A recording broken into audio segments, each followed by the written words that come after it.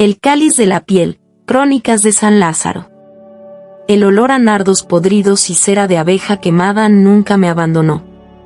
Aún hoy, cuando cierro los ojos, puedo sentir esa fragancia dulce y pegajosa infiltrándose en mis pulmones, como si el propio aire del monasterio de San Lázaro intentara colonizar mi sangre. Dicen que el pecado es una mancha, pero lo que yo descubrí en las montañas de los Pirineos no era una mancha, era una arquitectura completa, una catedral construida sobre el deseo más prohibido y la muerte más exquisita. Me llamo Elena, y mi trabajo como restauradora de arte sacro me ha llevado a lugares olvidados por Dios. Pero nunca, ni en mis peores pesadillas académicas, imaginé que encontraría el códice de la carne. El ascenso a la perdición. El monasterio de San Lázaro no aparecía en los mapas modernos. Estaba incrustado en la roca viva, una construcción ciclópea que parecía haber sido vomitada por la montaña misma. Fui contratada por la diócesis local para restaurar unos frescos del siglo XIV que, según decían, representaban el tránsito de los santos. El padre Mateo, el prior del lugar, era un hombre que desafiaba la vejez.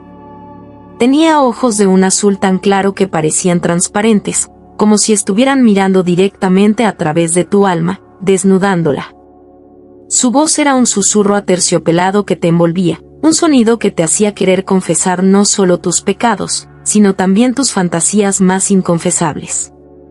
La fe no es solo oración, Elena, me dijo la primera noche, mientras servía un vino denso y oscuro en una copa de plata. La fe es una entrega absoluta. El espíritu es una jaula, y solo mediante la pasión, la verdadera pasión que roza la muerte, podemos liberarlo. En aquel momento, tomé sus palabras como una metáfora mística. ¡Qué ingenua era! El descubrimiento bajo el altar. Pasé 3 semanas trabajando en la cripta. Mis dedos, manchados de pigmento y polvo de siglos, recorrían los muros húmedos. Fue detrás de un retablo dedicado a Santa Teresa donde encontré la irregularidad. Una piedra que no encajaba, una cavidad que ocultaba un pasaje descendente. La curiosidad, esa enfermedad que siempre termina condenándonos, me impulsó a entrar. Bajé por una escalera de caracol de piedra caliza, iluminada solo por la luz de mi linterna. El aire se volvió pesado, caliente, saturado de una electricidad estática que hacía que los vellos de mis brazos se erizaran. Al final de la escalera, la cripta se abría en una estancia circular, adornada con tapices de terciopelo rojo oscuro, casi negro. En el centro, no había un altar de piedra, sino una cama de caoba tallada, rodeada de espejos venecianos que multiplicaban la imagen de aquel lugar prohibido. Pero no fue el mobiliario lo que me dejó sin aliento, sino los libros. Diarios. Cientos de diarios escritos con caligrafía elegante, que narraban los rituales de pasión y muerte. Comencé a leer, y mis manos empezaron a temblar. No eran crónicas de santos, sino registros de amantes, de monjes y monjas, de nobles que, a lo largo de los siglos, habían acudido a San Lázaro no para buscar la salvación, sino para experimentar la pequeña muerte, el orgasmo, como un sacrificio final. Según los textos, en el momento del clímax, cuando el espíritu humano está más vulnerable y expuesto, se abre una puerta. Una puerta que permite que algo otro entre en el cuerpo. La seducción del abismo. Escuché pasos. El sonido de sandalias arrastrándose sobre la piedra. Me escondí detrás de uno de los tapices, con el corazón martilleando contra mis costillas. El padre Mateo entró, acompañado por una mujer joven, una de las novicias que yo había visto rezando en el claustro durante el día. Su rostro, antes lleno de piedad, estaba ahora transformado por una mezcla de terror y una excitación febril que me revolvió el estómago. ¿Estás lista para trascender, hermana Clara?, preguntó Mateo. Su voz había cambiado. Ya no era el guía espiritual, sino un depredador que se deleitaba con el juego. Padre, mi carne es débil, pero mi espíritu anhela la unión, respondió ella. Lo que siguió fue un ritual que desafiaba toda moralidad. No era un acto de amor, ni siquiera un acto sexual convencional. Era un juego de poder, de dolor y placer entrelazados. Mateo comenzó a recitar letanías en un latín que sonaba como una maldición, mientras sus manos recorrían el cuerpo de la joven con una precisión quirúrgica. Lo que más me horrorizó fue el silencio. No había gemidos de placer en el sentido común de la palabra. Había una especie de respiración ritual, un jadeo rítmico que parecía sincronizarse con el latido de las velas que parpadeaban alrededor de la estancia. Yo, desde mi escondite, estaba paralizada. Quería huir, quería gritar, pero había algo en esa atmósfera, una mezcla tóxica de feromonas, incienso y energía oscura, que me mantenía pegada al tapiz. Era como ver un accidente de tren, espantoso, pero imposible de ignorar. El precio de la curiosidad. Cuando el ritual alcanzó su punto álgido, vi algo que me marcó para siempre. Los espejos no devolvían la imagen de Mateo y Clara. En el cristal, vi figuras sombrías, entidades que se inclinaban sobre ellos, alimentándose de la energía, del torrente de vida que brotaba en aquel momento de éxtasis prohibido. La pequeña muerte no era una metáfora, era un banquete. Mateo no estaba adorando a Dios. Estaba haciendo de mediador, un carnicero de almas que cosechaba la energía de los desesperados y los lujuriosos. En ese momento, mi linterna, que había dejado apoyada en el suelo, se deslizó y golpeó la piedra con un estrépito seco. El silencio que siguió fue absoluto. Elena, la voz de Mateo resonó en la cripta, sin necesidad de elevar el tono. Salí de mi escondite, sintiendo el sudor frío recorrer mi espalda. Estaba atrapada. Los ojos de Mateo me miraban con una calma aterradora, mientras Clara yacía en el lecho, ajena a todo, como si su alma hubiera sido succionada por completo de su cuerpo. «Has visto lo que pocos mortales alcanzan a comprender», dijo él, acercándose a mí. Su presencia era magnética, casi hipnótica. La mayoría busca a Dios en el cielo, Elena.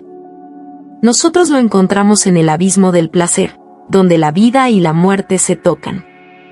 Es una aberración, logré articular, aunque mis piernas flaqueaban. Es un sacrilegio. ¿Sacrilegio? Se rió él, un sonido seco, sin alegría. Es la única forma honesta de adoración. ¿Crees que la vida es algo más que una transferencia de energía? Lo que viste aquí es la esencia de la existencia. Y ahora, querida Elena, tienes dos opciones. Me señaló con un dedo largo y huesudo hacia la cama de caoba. Puedes convertirte en la próxima ofrenda. Tu mente es curiosa, tu alma es brillante, sería un manjar exquisito para los que aguardan al otro lado del velo. Miré a Clara. Sus ojos estaban abiertos, pero no había nadie dentro. Estaba vacía. Un cascarón. ¿Y la otra opción?, pregunté, con la garganta seca. Puedes unirte a nosotros. Puedes convertirte en la suma sacerdotisa de este lugar. Imagina el poder, Elena. No el poder de restaurar el arte del pasado, sino el poder de crear el futuro a través de la pasión absoluta. Podrías poseer el conocimiento que ha estado oculto desde que el primer hombre sintió el deseo. La decisión final. El terror luchaba con una tentación oscura. Mateo se acercó más, invadiendo mi espacio personal. Su aroma a sándalo y algo metálico, como sangre seca, me mareaba. Sentí su mano acariciar mi mejilla, una caricia fría pero eléctrica. La pasión es una droga, Elena, susurró cerca de mi oído. Y una vez que la pruebas, que pruebas el poder de la muerte en el clímax, el mundo real te parecerá una prisión de gris aburrimiento. Quédate. Sé mi sombra. Sé la reina de este infierno privado. Lo miré a los ojos. En el fondo de su iris azul, vi el reflejo de la cripta, de los espejos, de las sombras que se movían detrás de él. Sabía que si aceptaba, perdería mi alma. Si me negaba, perdería mi vida. O algo peor. Recordé a mi familia, mi vida anterior, la luz del sol sobre las catedrales que había restaurado.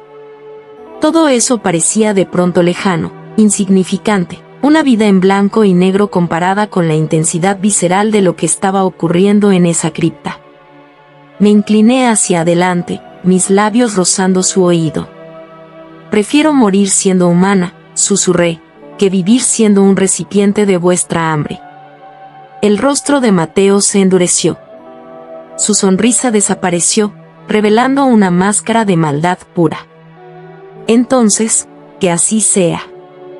La huida imposible. No recuerdo cómo logré escapar. Solo sé que corrí. Corrí por los pasillos, subí las escaleras de piedra con el corazón ardiendo y los pulmones quemándome. Escuchaba sus pasos detrás de mí, pero no eran pasos de un hombre, eran pasos de una bestia, un arrastrar de garras sobre la piedra. Salí al aire frío de la montaña, a la noche cerrada. No miré atrás. Corrí hacia mi coche, arranqué el motor y bajé por la ladera de la montaña como una loca, esquivando árboles y precipicios. Cuando llegué a la civilización, al pueblo más cercano, intenté llamar a la policía. Intenté contarles sobre San Lázaro, sobre el padre Mateo, sobre la cripta. Pero cuando regresaron conmigo, cuando subimos a la montaña, el monasterio no estaba. Solo encontramos ruinas. Ruinas que llevaban siglos allí, devoradas por la hiedra y el tiempo. Piedras caídas, techos derrumbados. No había cripta, no había pasadizos, no había rastro de vida. La policía me tomó por loca. Me hicieron pruebas psicológicas, hablaron de alucinaciones por estrés. Pero yo sé lo que vi. Sé lo que sentí. El secreto que persiste. Ha pasado un año desde aquello. He intentado volver a mi vida, a mi trabajo. Pero algo cambió en mí esa noche. A veces, en la soledad de mi habitación, cuando el silencio se vuelve demasiado pesado, puedo sentir una presencia detrás de mí. Siento una caricia fría en la nuca. Escucho el susurro de Mateo recordándome que la puerta no se cerró del todo. Porque lo entendí demasiado tarde. El ritual de pasión y muerte no necesitaba un lugar físico. Solo necesitaba un observador. Al presenciar el acto, al entrar en la cripta y leer el códice, me convertí en el puente. Ahora, cuando cierro los ojos, no veo el mundo normal. Veo espejos. Veo sombras esperando. Y a veces, muy de vez en cuando, siento una oleada de un placer oscuro, prohibido y absoluto que me recorre el cuerpo, una pequeña muerte que me recuerda que, aunque escapé de la montaña, nunca salí realmente de la cripta. San Lázaro no vive en la piedra. Vive en la carne. Y la mía, ahora, es su altar. Si alguna vez viajas por los Pirineos y encuentras una iglesia en ruinas que huele a nardos podridos y cera, date la vuelta. No mires atrás. Y, sobre todo, no intentes buscar la verdad. Porque la verdad no te hará libre. La verdad te consume, te desnuda y te entrega, pieza a pieza, a los amantes de la oscuridad eterna. La pasión es el arma, la muerte es el premio, y yo, bueno, yo soy solo el recordatorio de que algunos secretos son tan oscuros que, una vez que los tocas, ya no te dejan marchar. ¿Qué te ha parecido este descenso a la oscuridad? ¿Te gustaría explorar más sobre el pasado de Mateo o prefieres que Elena se enfrente a su destino en una secuela? La medicina moderna dice que sufro de un trastorno de estrés postraumático severo. Mis amigos dicen que necesito descansar, que el trabajo de campo me ha desgastado. Pero ellos no ven lo que yo veo cuando la luz se apaga. Ayer, mientras me lavaba el rostro, noté que mi reflejo no imitaba mis movimientos con exactitud. Se retrasaba una fracción de segundo, Solo lo suficiente para que la sonrisa en el cristal fuera más amplia, más hambrienta que la mía. Ya no necesito dormir para soñar. El monasterio se ha mudado conmigo. Siento la presencia de Mateo en la textura de las paredes de mi departamento, en el rastro metálico que dejan mis labios después de besar a alguien. He comprendido, con un terror frío y constante, que la pequeña muerte no es un evento, es una condición de existencia. Soy un receptáculo. Y ahora, entiendo por qué Mateo me dejó ir. Él no quería una víctima más, quería una embajadora. A veces, escucho el susurro de la novicia Clara pidiéndome que vuelva, pidiéndome que complete el ritual. Y lo que más me aterra, lo que me hace llorar sangre en mis pesadillas, es que, en el fondo de mi pecho, un deseo oscuro y prohibido comienza a florecer. Si el placer es el puente y la muerte es la puerta, me pregunto, ¿quién soy yo para cerrar el camino?